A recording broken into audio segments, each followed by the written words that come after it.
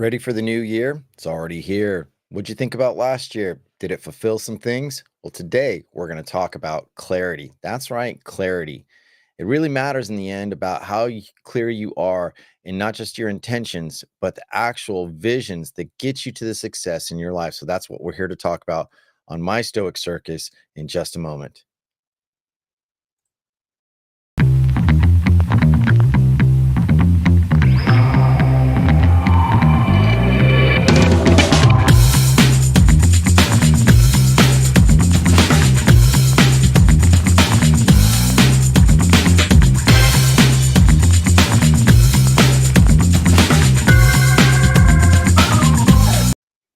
Good morning, everybody. So, clarity's been is the episode for today. Are you using it?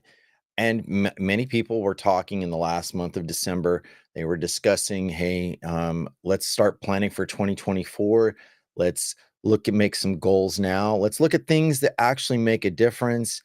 Did you achieve something? All great intentional things and reviews. But my real question is did you finish the year to the end? That's right. Finish it to the end with something or several things that make a difference in your life. Improvements come over time, change happens over time, and not just because a sequence of events.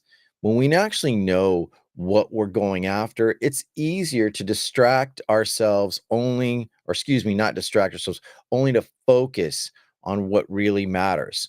I've seen many of my friends, my family, and so many more to talk about, this year has been a difficult one and last year was so much worse. And then it, it it's it's like an ongoing complaint. And even last night when I was on a platform where people were openly discussing their views on Jeffrey Epstein or the latest gossip about what a star or a politic is. And I asked the question, I said, how much have you gotten away from your purity of your intention?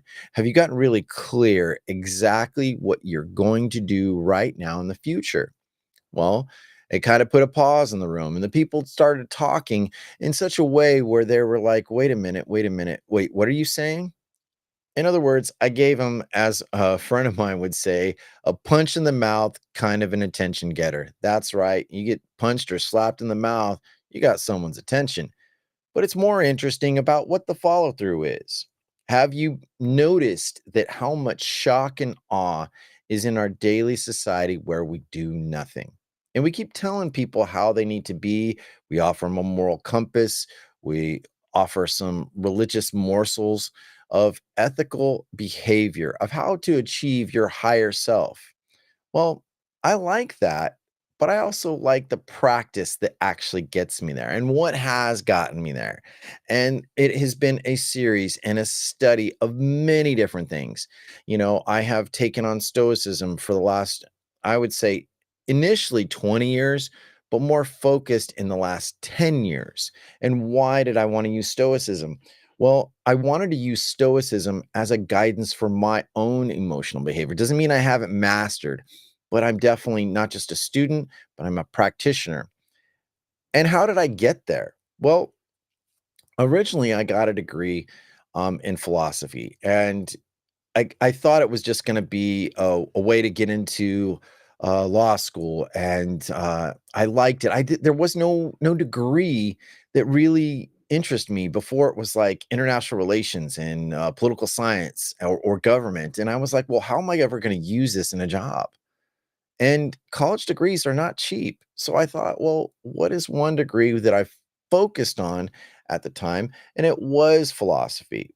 But I didn't really think much that it would play into a major role in my life. So later on, when I got the education on Marcus Aurelius, Plato, and Socrates, Aristotle, I did, and Seneca, Epictetus, Zeno, a lot of these great older men, but then there was also a lot of newer philosophers that got me there. And so over time, I didn't realize how powerful that these people were until I came across somebody who reminded me that where I should really get into. And when I came across the writer Ryan Holiday, I was given a book by a colleague and friend of mine, Sam, And he basically gave as a Christmas gift, he gave me the book Obstacle is the Way. And I've had this book for quite some time. And for whatever reason, the pages came alive in my mind. It made me think about actually how I appropriate myself to what I really want. I would be the typical person, complain about what I don't control. But then I started thinking about what do I control? And the things that I control are what comes out of my mouth, what goes into my head, how I decide what comes to our attention. And so when we understand what comes across your attention doesn't necessarily need to stay, and especially with a culture of liveliness where we're constantly swiping up, right, down, side to side, we're looking at all these different things, right? And it lands us into a state of confusion until you really decide there is something so significant that you want to change, you want to improve. And that's when clarity really started to weave its web around me. So I couldn't wiggle around, I couldn't squeeze and go right, go left. Didn't matter whether my emotions towards my family or my relationships or even business, that didn't matter because the more that I wanted to be clear, the more I can literally just censor out what doesn't belong in my attention. So when I read this first book, The Obstacles, the Way, it made a significant difference by Ryan Holiday.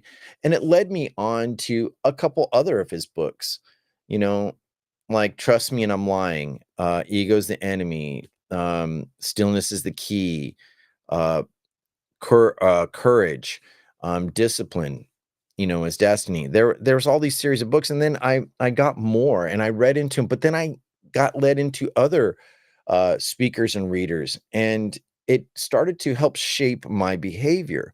And so when I started looking at these things, I needed things to help me with my daily because change is never going to take place unless you constantly practice.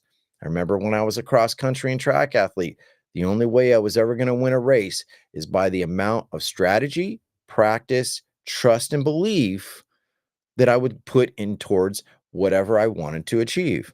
Now, I have had the Daily Stoic for, I believe, more than 3 years. And when I look at actually what has taken place in why I studied Stoicism on a daily, I'd read the morning dose. I would read what question, read yourself a question in the morning as you get up. Don't attend to your phone or nothing, like Ryan would say. He would say, read a question, get in thought, write it in a journal, and set your intentions of yourself first. And many of the Stoics would do that. They would tell you literally focus on your morning, own the morning for yourself before others. Because once you wake up and you go out your door or whatever you attend to, or even your family, before they come, you have to really put your intentions into yourself. Because otherwise, we deplete before we can finish and then we complain and we don't have any things for ourselves. So when I read, you know, today a question that I was like, I was kinda angry at it, but then I understood, like, okay, it's not just one thing, it's several. And the question was, what is my purpose in life? Well, the simple answer is to live a good life, right? And people ask this question constantly. But the more you start out from that wide angle zoom, wide angle lens of how you're looking at life, well, what am I here for? You're now entertaining what they call the egocentric predicament. Why am I here? How did life start? All these confusions. It's not about what is your purpose, but what are your purposes that serve you in your life, right? It's very important that you know this. You need to understand that you're going to serve several things. You're going to serve a purpose as a professional, as a parent, if you are one, as a son or a daughter. You're going to serve many different purposes and roles, but it's how you deliberate on those roles. Now, to get more clear on why Ryan asked that question, he quoted Seneca in saying, Let all your efforts be directed towards something. Let it keep that in the end view. It's not activity that disturbs people, but false conceptions of things that drive them mad. Now, I feel that's very important, and for many reasons. I feel it's so important because in his mentor, Robert Greene, who said in his book, The 48 Laws of Power, he would quote, Ryan would go and quote on his dose for January 5th, he would quote Robert in his book, say, plan all the way to the end. Now, it's very important that you understand that. So, as you start, whether it's today, January 5th, or January 1, it really doesn't matter. It's what is the end game? And Robert's Law 29, his phrase, plan all the way to the end, it feeds this one premise. It says, the ending is everything. Plan all the way is taking into account of all possible consequences, obstacles, twists of fortune that might reverse your hard work and give the glory to others. By planning to the end, you will not be overwhelmed by circumstances and you will know when to stop. Gently guide fortune and help determine the future by thinking ahead. I think it's very important. And this is why the Stoics would also say, Epictetus and Seneca and Marcus Aurelius would say, do not mention your goals to others unless they are there to aid you and assist you in going forward. So, this the second book that I would highly recommend. Many people talk about this controversial book, but it's a guidance on basically human behavior and their tendencies. It's not a Bible to read, and it's not a book on psychology for you to be able to enslave people or hurt people or to benefit above people. It's to let you know that these simple rules or laws are the tendencies of which people operate and what benefits you through the distractions, right? So know what you want, when you want it, and how far and what it takes, it's going to be there. And you may not have all the answers. So you give yourself some wiggle room, but you still have the target in mind. And that's the thing about clarity. Clarity brings not just intention to life, right? It brings not just intention, it brings the destination that fulfills you, adds a really beautiful experience, right? And that's what we want to operate. We have the experience, the know-how to do something better with ourselves and not to second guess or doubt. And even when I was talking last night in this platform, these people were literally discussing politics and how people should judge each other. I even heard someone say, if someone was so guilty of a crime and you can't send them to prison for a long time, or if they're dead, you should shame them for the rest of their life. And I'm like, how crazy is that? And the more that I got interested in the individual who was speaking these things, I literally took time and I observed and I just asked a couple questions, and the more that I listened to them, which was in my strength, learn to listen to people. You learn to listen to people in such a way when you begin to ask them interesting questions of honesty and clarity. So, and then the answers that followed through made them look kind of frail. They started talking about, well, the state pays me this and the government does that, and I have an LLC, and there's no disrespect in that, and I'm not here to disparage on that. But the more that I got clear on what was the subject matter was on the level of distractions we all have, and the blaming and the reasons. So we want to go judge situations and others. What is the compass? What is the rule book that we're using to be able to decide? And there's not always an opinion that needs to be made. There's not always a decision that needs to be made about what someone else believes or says.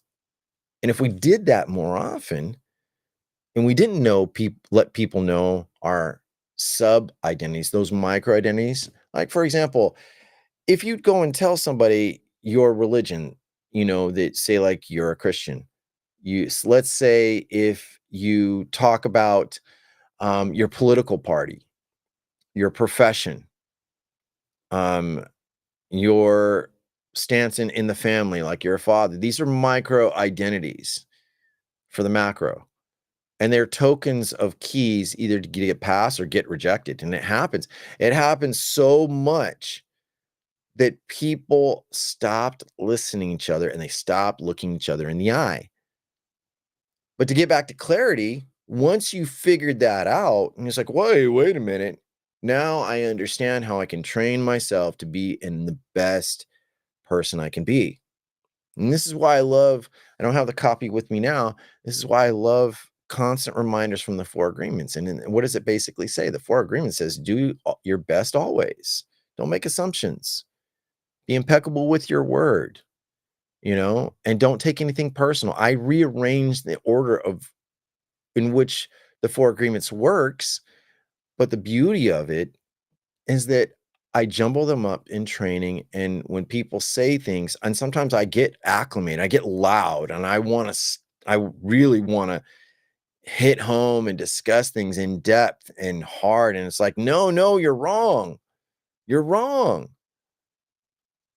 It reminds myself, "Pull me back, learn to be interested in people, and to understand how when people are interested in you, to use it for your benefit and theirs in the community." And these books really make a difference. And the 48 Laws has many instances where it can tell you how people tend to act and what you can do to navigate in your daily. So, which brings up another very, very important book that I bought probably 5 years ago, and I like this book because it reminds me of simple behavior as a man, right? And that's How to Be a Gentleman, a revised and expanded, a timeless guide on manners by John Bridges, right? And what I like about this, he gives you specific instances that you can, it's like, hey, simple daily casual things that you may not realize can make a significant difference about how people receive you and how you receive yourself and how you act in your character. Because at the end of the day, people remember you by your character and your deeds more than they know about your social media profile or whatever. You may intend a lot of things to be good, but in the long run, your actions may say something different. So, John Bridges, and I learned about this guy on Today, the show Today, right? Watched it, and he was seen on there speaking, and there are a few instances where he will say things like, let me look to, for the fundamental things apply 10 essential or eternal truths that are gentle in life. A gentleman says, please and thank you. It's common sense, right? To me. Okay, go on.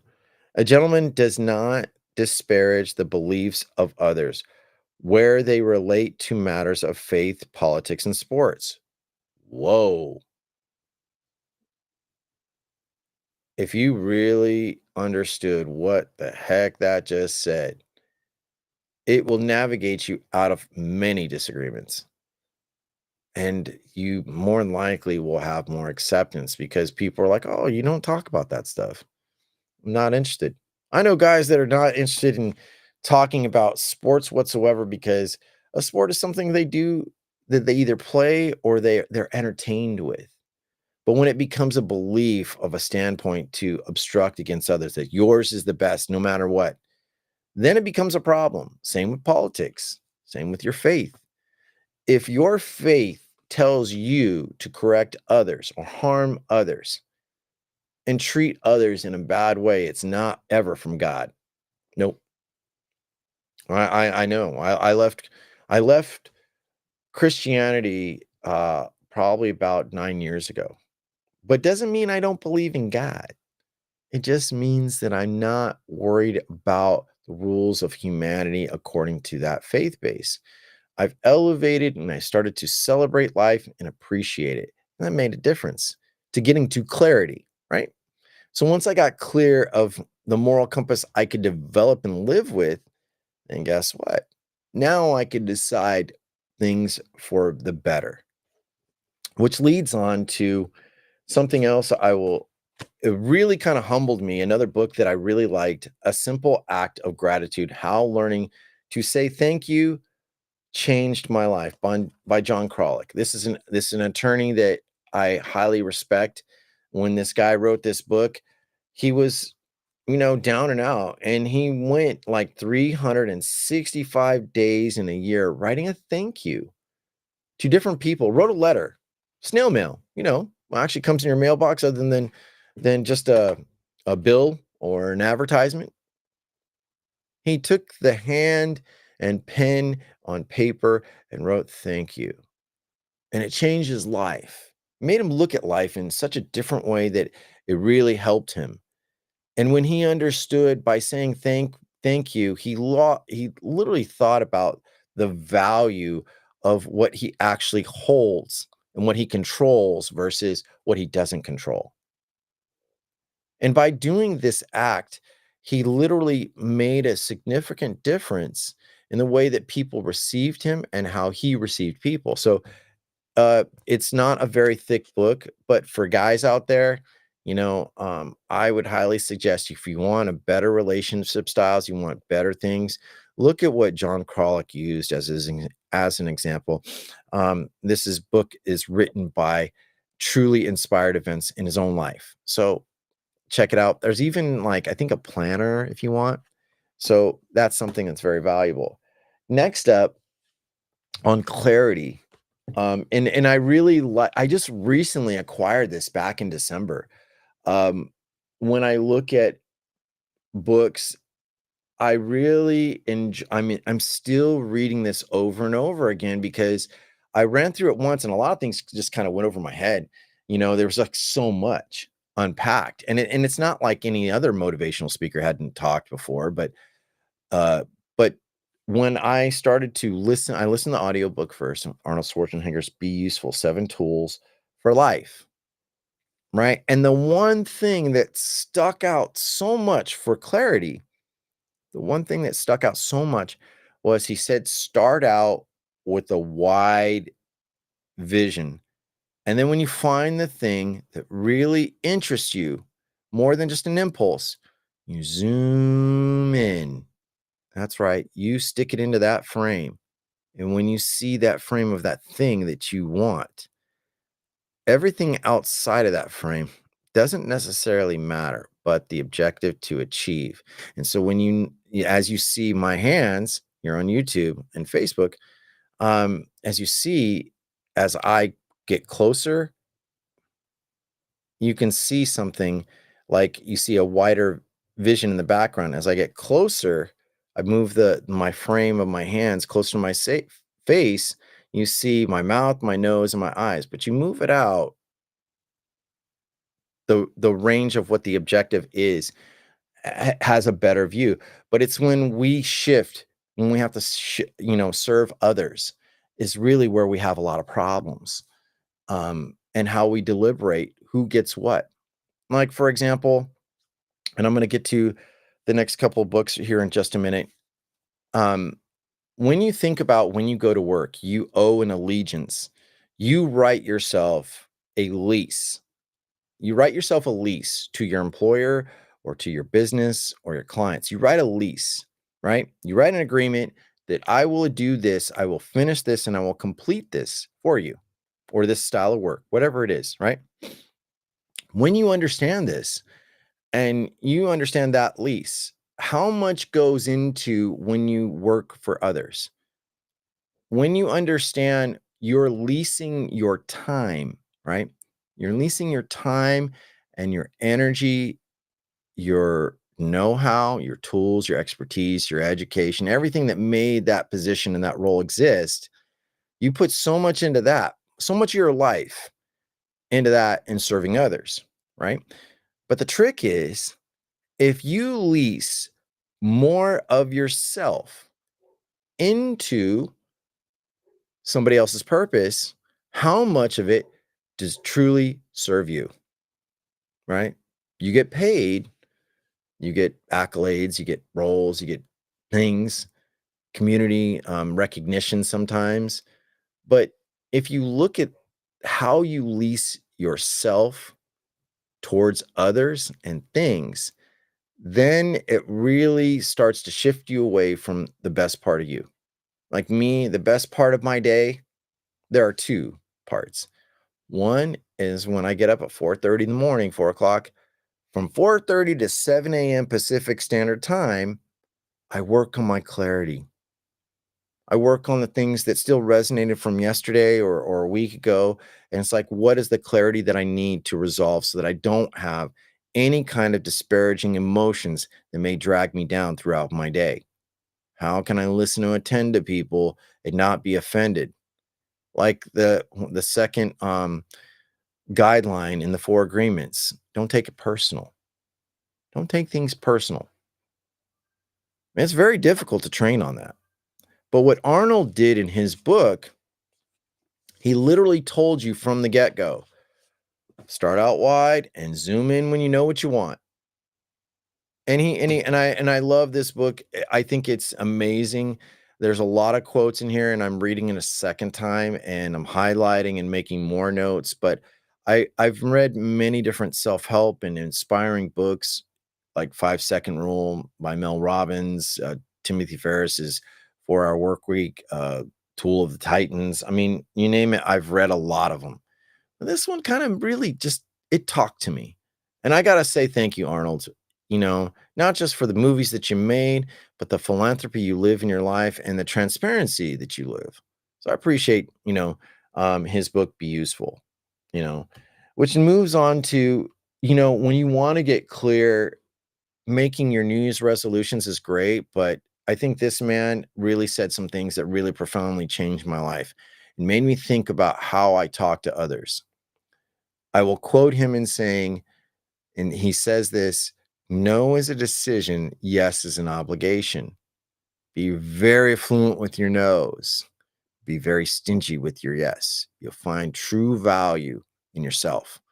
And Atomic Habits, it's a lengthy book, not gonna lie, complicated in parts, but if you get through it and you really think about what he's saying, he says that basically the micro movements, the little things that you complete over time in longevity make a significant difference. So if you're really gonna change something in your life, you're gonna improve yourself, it's gonna be based on the micro clarities of what you actually work with versus what you want and you want to aspire to. Those things that you want and aspire are very important. But he says, literally, in so many instances throughout his book, he literally talks about, well, you know what? Why don't you start with simple things that you do? Like, for example, if you want to make your bed, how you drink some water in the morning, when you hydrate, these things have ripple effects throughout your life, right?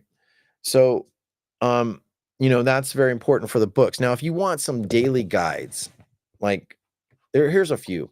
I got this wonderful journal, Gratitude and Mindfulness Journal by Brenda Nathan. A friend of mine um, sent this to me as a thank you for interviewing her in my past podcasts and things like that. And I thought it was amazing. And when I think about my good friend Sheena Diane, um, and she sent me this book sat on my shelf for a long time. And what I like about this, and without showing my entries, um, it has a daily small entry, right? And in the couple questions on this day, it'll say today's message to myself. Number two, someone I could surprise with a note, gift, sign of appreciation, and why. And number three, today I am grateful for. And it has a quote on the top. It's like, for example, by Soren Kierkegaard, our life always expresses the result of our dominant thoughts. Ooh, that's something. And James Clear talks about, what is in the masses of your thoughts, and can you really focus them down and getting to clarity. But if you want more guides on, say like you want something on stoicism, I really like Ryan Holiday's The Daily Stoic. Buy the journal that goes with it so you can provide the questions like I was telling you. And he quotes writers and all kinds of people. And then the newest addition to his lineup of books for dads out there. I really like especially today's episode, or his what he put for January 5th. And there was something that he said that really struck a nerve in me today, and especially raising children. I've got 3 daughters. Sometimes I've been a great dad, and other times I've been a bad dad. But this really brought a point that I think that I'd love to share with you, and it's for January 5th on page 9 of The Daily Dad. He says, in his Broadway show, Bruce Springsteen explained the choice presented to all parents. He says, we are ghosts or we are ancestors in our children's lives. We either lay our mistakes, our burdens upon them, and we haunt them, or we assist them in laying those old burdens down and we free them from the chain of our own flawed behavior. And as ancestors, we walk alongside them and we assist them in finding their own way of some transcendence. I thought that was beautiful. I no longer want to tell my kids just go to college and then decide what you want to be. I'm interested in how they're going to take their decisions and deliberate and find out who they need to be professionally, right? And when we look at these things, right, then we look at ourselves. We have to mentor ourselves on what understanding your character and your principles makes a significant difference. Anyhow, so, but last but not least, and I can't recommend this more than any other book, but The Daily Laws by Robert Greene. So Robert Ryan Holiday and Robert Greene are not only friends but colleagues, and they both wrote daily reads. So if you're going to train yourself and you're going to build something, um, these guys have different styles of delivering where you can be clear what you can decide on. And the daily laws is definitely that. It's very aggressive. But if you can see past what your initial feelings are and what it actually says, just like the 48 laws of power, then really you can decide the difference of the pivots. Ryan focuses on stoicism. Robert focuses on a lot of the great philosophies and writers of the world, so but that's really what I want to get down to. And so to wrap this show up, I'm going to mention books in the daily or my Stoic Circus, and I'll give you points of reference for you to benefit. But to get to your clarity is really a benefit. And then when you start censoring out, being stingy with your time, being stingy with your attention, you'll notice there's a value in yourself. You'll notice that things really can be fulfilling by according to what truly is appropriately important to you. And no matter what anyone else says, once you navigate the best for you, you now have a step up, an advantage, and you're not easily swayed. So think about that going forward. Make impressions for yourself as you serve others, you know, so on and so forth. Well, I want to thank you all for your time, for joining me on my Stoic Circus. Today's episode is Are You Clarity? If you subscribe and to my channel on YouTube and Facebook if you haven't found me. Also, be sharing this podcast out there, hopefully within a week. So if you want to check this out, I greatly appreciate it. Anyhow, we'll see you next time. Take care.